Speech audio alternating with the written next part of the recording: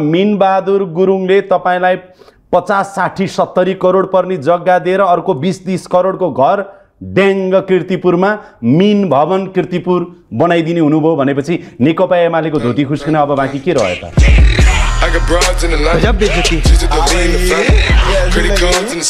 यसले एउटा नयाँ पाठ सिकायो होला नि त। देखाएर सबै कुरा गर्न पाइन्छ? त्यसको जवाफदेही त बोक्नुपर्छ। सर तपाईलाई मान्यज्यू एउटा निवेदन गरौँ, तपाईँ र म लुगा नलगाइकन यहाँ हिँड्न सक्छौँ? अमेरिकाको प्रधान न्यायाधीश राष्ट्रपतिले नै नियुक्ति गर्ने हो। अमेरिकाका धेरै ठुला पोस्टर राष्ट्रपतिले नै नियुक्ति गर्छन्। तर त्यही राष्ट्रपतिले डोनाल्ड ट्रम्पलाई प्रश्न पनि सोध्यो। हैन, यो अमेरिकाको उदाहरण नदिनुहोस् न। पहिला यो देशलाई अमेरिका बनाउनु, त्यसकारण सुन्नु न, पहिला यो देशलाई सिङ्गापुर बनाउनुहोस्, अनि त्यो नैतिक अधिकार राख्नुहोस्। देशलाई चाहिँ इथियोपिया र तपाईँ चाहिँ सुडान जस्तो बनाउने, अनि कुरा चाहिँ अमेरिका र बेलायतको गर्ने सुहाउन नि।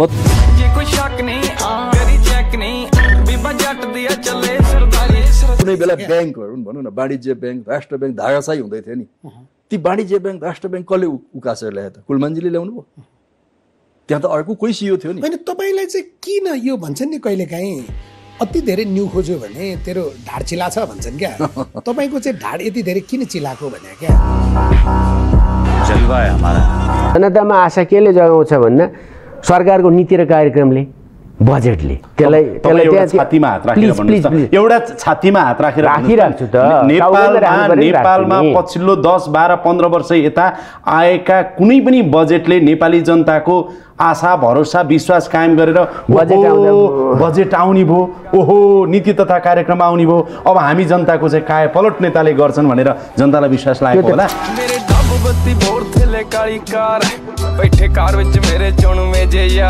पुरानो दलमा गलत ठाउँमा तर आशा र अपेक्षा गरिएको मान्छे गगन थापा। हिजो तिनै मान्छे गगन थापा काङ्ग्रेसको सभापति बनोस् र एकपटक गगन थापा प्रधानमन्त्री बन्नुपर्छ, यहाँसम्म कि तपाईँ स्वास्थ्य मन्त्री हुँदासम्म भन्ने मान्छेहरू अहिले तपाईँलाई होइन कहाँ हिँडेको बाख्रा लिएर सहकारी ठगेको ऋण तिर्न लागि। गिरिजा बाबुले नै मलाई चाहिँ अझ अगाडि बढ्नुहोस् भनेर प्रेरित गरिराख्नुहुन्थ्यो। त्यो कुरा मैले धेरैचोटि भनेकै छु, रियल कुरै हो त्यो। अलिक मान्छे मारिदिनुहोस् भन्नुहुन्थ्यो। प्रधानमन्त्रीको अधिकार कति हुन्छ भन्नु? प्रधानमन्त्रीको म्याक्सिमम अधिकार हुन्छ, अनि तर तपाईँसँग त्यो पदमा नबस्ने अधिकार त छ नि। मैले भने अनुसार काम गर्न पाइनँ। तपाईँले दुईचोटि भन्नुभयो यो कुरा। तपाईँलाई सम्झाउँ, यदि आफू अनुकूल आफूले चाहेको गर्न सकिएन भनेदेखि तिमी मन्त्री हौ, तिमी छोडिदेऊ न त पद। किन कर्मचारी जस्तो हुन्छौ भन्नुभयो नि तपाईँले, छोडिदेऊ भन्नुभयो। 9 महिनासम्म सोचे जस्तो पर्फर्मेन्स दिन नसक्ने प्रधानमन्त्री चाहिँ प्रधानमन्त्रीमा रहिराख्न नैतिकताले दिन्छ त? जीवी राई 6वटा सहकारीको अध्यक्ष बन्नुभएछ। सहकारी विभागले के गर्छ भने नि, बरु तपाईँलाई पनि एक्नोलेज हुन्छ, प्रत्येक महिना आफ्नो सहकारीको विवरण, साधारण सभा गरे पछाडि सहकारीको विवरण सबै सहकारी विभागमा बुझाउनुपर्छ। त्यो बुझाउनेले त गीतेन्द्र बाबु राई भनेर बुझायो होला नि। अनि 6वटा सहकारीमा गीतेन्द्र बाबु राई अध्यक्ष देखेपछि ती कार्यालयका कर्मचारी चाहिँ गट्टा खेलेर बसे।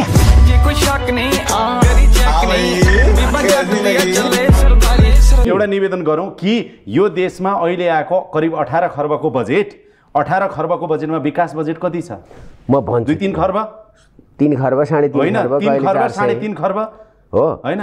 वित्तीय व्यवस्थापनको लागि कति गएको छ र साधारण खर्च कति गएको छ? वित्तीय व्यवस्था अब सर 3 खर्बको बजेटले मुलुकको अनुहार के काय पलट गर्नु छ? जाहिर खुवाउने बाहेक प्रचण्डजीलाई लगेर अदालतमा उभ्याउँछु भने होइन, त्यो टिआरसीले गर्छ जे गर्छ होइन। त्यसकारणले मैले त्यहाँ भने पनि छु, फरगिभ नट फरगेट होइन, मैले त्यो भनेको छु नि। तपाईँले भनेको भन्दा तपाईँले नेल्सन मण्डेला आज नेकपा एमालेको एउटा सदस्य माओवादीका कारणले 2 खरब खर्च हुने भयो, यो यसप्रति हाम्रो जवाफदेहिता छैन भनेर भन्न मिल्छ? मिल्दैन। माओवादीले गर्दैन होइन, राउन्ड किक हान्छु भन्दैछन् नि प्रचण्डजीले, त्यतै जान्छन् उनी, त्यतै जान्छन्। तर हामी गर्छौँ हैन अङ्गभङ्ग भएका तपाईँले कसरी गर्नुहुन्छ राउन्ड के तपाईँहरूलाई हान्ने हो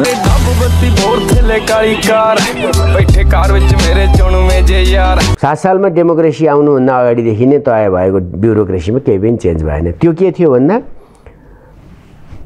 काम के अरे दिन कटाउने जागिर पचाउने जी हजुरी गर्ने कुरा लाउने कुरा काट्ने यो तहको प्रशासन संयन्त्र थियो यो विकास गर्ने सक्ने सक्षम छैन यसले जिम्मा लिँदैन क्या यसले जिम्मा लिँदैन र यसमा दोष कसको त भनेर फेरि तपाईँ झम्टिहाल्नुहुन्छ नि एक सेकेन्ड पनि नपर्खी म झम्टिन्ने यसमा हो ल भन् म मेरो क्वेसन दोष छ अर्को सोध्नतिर लाग्नु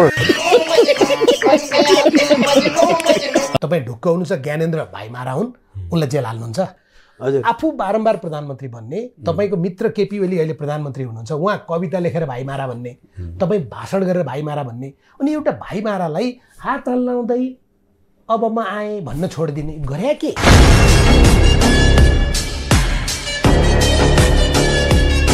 अहिले गणतन्त्रले जति दपेटेको छ लपेटेको छ अधिनायकत्व देखाएको छ नागरिकमा जे गर्नु पर्थ्यो गर्न सकेको छैन हाम्रो जनताको शासन गणतन्त्र भन्ने महसुस म जनतालाई छैन 2000 मान्छे दिनको जाने विदेश जानु परेको छ केही भविष्य यो देशमा छैन भनेपछि त त्यही राज संस्था ठिक थियो भन्ने लाग्दैन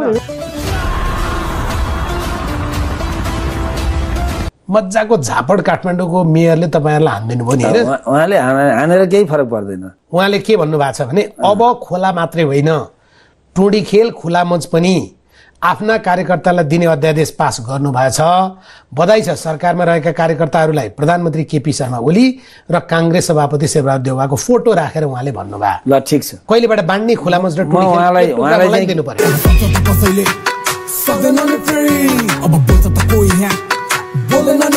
तपाईलाई म एउटा कुरा भन्नुस् तिनै तहको अदालतले तपाईलाई मानव नरसंहारमा संलग्न भएको पर्खिनुस् है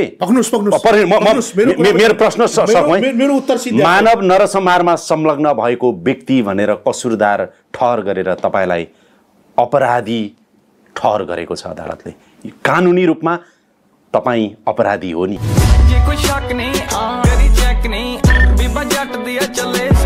नाबालक सहित 8 जना सुरक्षाकर्मी जुन रूपमा जसरी विभत्स किसिमले हत्या भयो तिनै तहको अदालतले तपाईलाई नरसंहारमा सहभागी भएको एक अपराधी भनेको छ यो हिसाबले तपाई अपराधी हो ठीक छ लेखेर अपराधी बनाइदिनुस् लेखेर होइन तपाईले त्यो अपराध स्वीकार्नु भो र 5.5 वर्ष त तपाई जेल बसिसक्नु भो त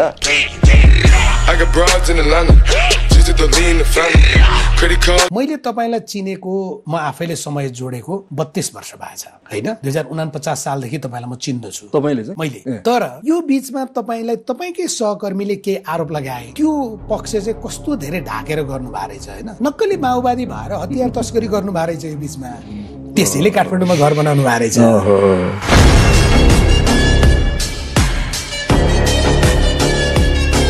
तपाईँ प्रधानमन्त्री बन्नुभयो भने अब चाहिँ ज्ञानेन्द्रलाई जेल हाल्ने म त्यसलाई फेरि एकचोटि छानबिन गरेर छानबिनको ठाउँ राख्नु भएको छैन भने तपाईँले भाइमारा करार गर्नुभएको छ मैले नै भनेको छु मैले भनेर मात्रै वैधानिक र औपचारिक ढङ्गले निर्णयमा पुग्ने त प्रक्रिया हुन्छ नि फेरि त्यसमा पनि प्रमाण हुनुपर्छ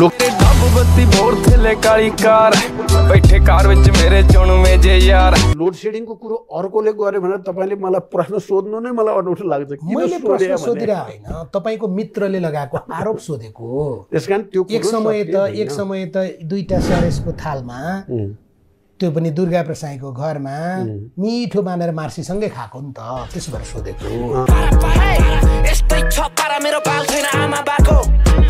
ताप्लेजुङको गाउँबाट ढुङ्गे साहु कि साँगु तपाईको हैन त साँगुको त्यो गाउँबाट एउटा मादले झोला बोकेर काठमाडौँ ओर्लेको ठिटो हो नि त तपाईँ आज तपाईँको जो प्रकारको राजस्वी जीवनशैली छ तपाईँको कुनै व्यापार व्यवसाय छ के राजस्वी छ त मलाई तपाईँको कुनै व्यापार व्यवसाय छ गाडी चढ्नुहुन्छ सुट लाएर हिँड्नुहुन्छ होटल रेस्टुरेन्टमा खानुहुन्छ सबै चिज गर्नुहुन्छ नि योभन्दा राजश्री के हुन्छ र नेपाली जनताको तुलनामा यो कसरी आउँछ तपाईँ अपराधी त हो। जेलमा बस्दैमा कुनै मान्छे अपराधी हुन्छ? किन हुँदैन? अपराधीलाई पो जेलमा राखिन्छ सर।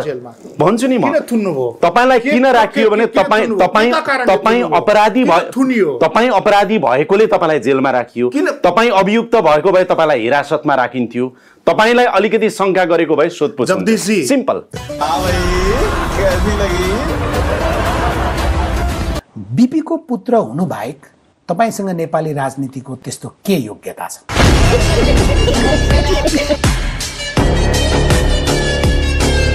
एउटा चिज भनिदिनुहोस् त, एकचोटि कति महिना मन्त्री हुनुभयो? 15 महिना भयो, 11-12 महिना कोभिडले खायो। कोभिडले खायो कि तपाईँले खानुभयो?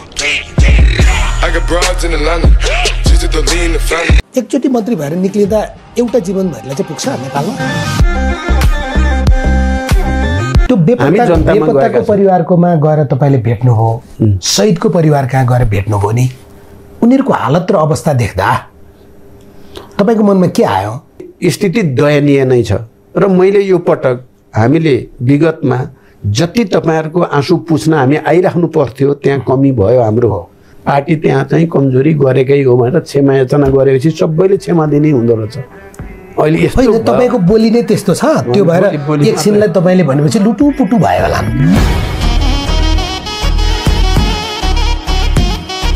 म गल्ती गरेर कानुनको धारा उपधारा प्रयोग गरेर सजाय दिइएको अपराधी होइन क्या।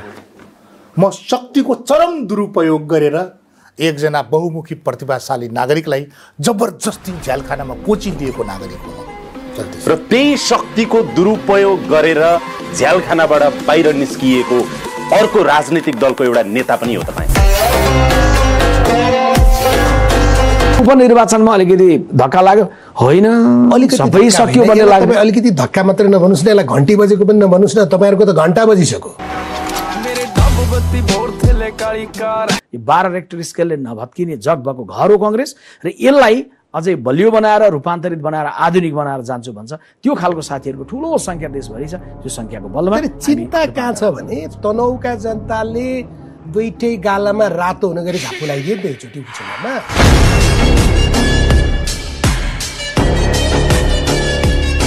मान्छे चाहिँ हिजो यहाँ थियो भनेर हेर्दैन, अहिले के काम गरेको छ। योग्यता चाहिँदैन, योग्यता चाहिँदैन। म दावा गर्छु भूमि सम्बन्धी पीएचडी गरेको ल्याउनुहोस् मसँग, म चाहिँ एसएलसी पास गरेँ। तपाईँले यति भनेपछि हजुर यो कुर्सीमा बसेर तपाईँको च्यालेन्ज स्वीकार गरिन भने यो कुर्सीमा बस्न म लायक हुन्न र मेरो ल्याकत पनि रहँदैन। म तपाईँलाई भूमि सम्बन्धी अध्ययन गरेको मान्छे ल्याइदिन्छु, ठिक छ, र तपाईँको भूमि आयोगको अध्यक्ष र सदस्यहरू राख्नुहोस्, ठिक छ। उहाँहरू मध्ये ज्ञानका हिसाबले र यो समस्या समाधानको हिसाबले जो अगाडि छ उसलाई तपाईँ भूमि आयोगको अध्यक्ष बनाउनु तयार? बनाउनु किन तयार? यो प्रतिस्पर्धा स्वीकार च्यालेन्ज स्वीकार तपाईँ तयार? मन्त्रीज्यू विधिभित्र आउनु तयार? हामीले भनेको के हो? तपाईँको पार्टीको सदस्यता, त्यो सदस्यता लिएर तपाईँको लुम्बिनी प्रदेशमा अध्यक्ष हारे पछाडि भूमि आयोगको अध्यक्ष। ए बाबु कुनै बेला कुन मान्छे पार्टीको राजनीति गर्छु भन्ने मान्छे पार्टीको राजनीति गरेर जागिर खान किन आउने? तपाईँ हिजो विद्यार्थी हुनुहुन्थ्यो, अहिले पत्रकार बन्नुभएको छ, अनि तपाईँलाई अहिले किन आएको भन्ने समय होइन नि। आइतबार पार्टीको चाहिँ चुनाव लड्ने, सोमबार गएर भूमि आयोगको चाहिँ देशदी खाने, त्यस्तो होइन। काम गर्ने सन्दर्भमा त्यो जिम्मेवारी भनेको मान्छेले जुनसुकै ठाउँबाट यो खोलो चाहिँ तपाईँ चाहिँ उरो र कुलो जतानी जान्छ, पानी जाँदैन क्या, पानी लैजानुहोस् न।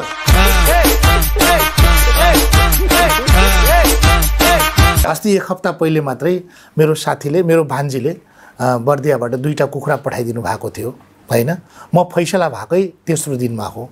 मैले यो कुखुरा कसैले पनि नखानुहोस् है, जेलका साथीहरू खाउँ काटेर खाउँ भन्दै थिए, नखानुहोस्, यो बाँचुन्जेललाई पाल्नुपर्छ भनेकै। कहिलेकाहीँ के हुन्छ भने अगुल्टाले हानेको कुकुर बिजुली चम्किँदा पनि तर्सन्छ भनेको जस्तै। काङ्ग्रेस किन त्यस्तो छ भन्छु है, एउटा सन्दर्भ चित्त नदुखाउनुहोस् ल। मुलुकमा अब पेन्सन दिने पैसा छैन, शिक्षकलाई दिने तलब छैन, वीर अस्पतालका डाक्टरले तलब पाएका छैन। तर तपाईँ र तपाईँको अर्थमन्त्री हिजो तपाईँहरूले नै अयोग्य भनेर विदा गर्नुहुन्छ, तिनीहरूलाई पैसा दिने राज्य कोषबाट 1.5 अर्ब पैसा झिक्नुहुन्छ, काङ्ग्रेस साक्षी बस्छ। अरे बाप रे, ये तो धोती खोल रहा है। मालिकको सबभन्दा सेवक जनावर हो कुकुर होइन, तपाईँहरूलाई तुलना गरे होइन। कुकुरको पुच्छर चाहिँ 12 वर्ष ढुङ्ग्रोमा हाल्यो भने पुच्छर चाहिँ सोझो हुनुपर्ने ढुङ्ग्रै बाङ्गो भने जस्तो तपाईँहरू पनि सत्ताबाट बाहिर गए पछाडि चाहिँ परिवर्तनका कुरा, जनताका कुरा, मुद्दाका कुरा, सत्तामा पुगेपछि परिवारका कुरा, सत्तामा पुगेपछि ती सबै कुरा बिर्सिने अब व्यापारीसँग हुन्छ उठबास होइन। अब त्यो जनता बिर्स्यो, त्यो रोल्पाको जनता नि बिर्स्यो, रुकुमको जनता नि बिर्स्यो, गोर्खा 2 को त अहिले बिर्स्यो। भगवान मनमा विराजमान मन्दिरमा ढुङ्गा ज्यान धन आशावान निराश छन् भोटका थुङ्गा झोपडी नसिब नहुने खोपडी चाहिँ रुन्छ दानमा रोपनी छ डोको भरि हिरा मोती मुङ्गा।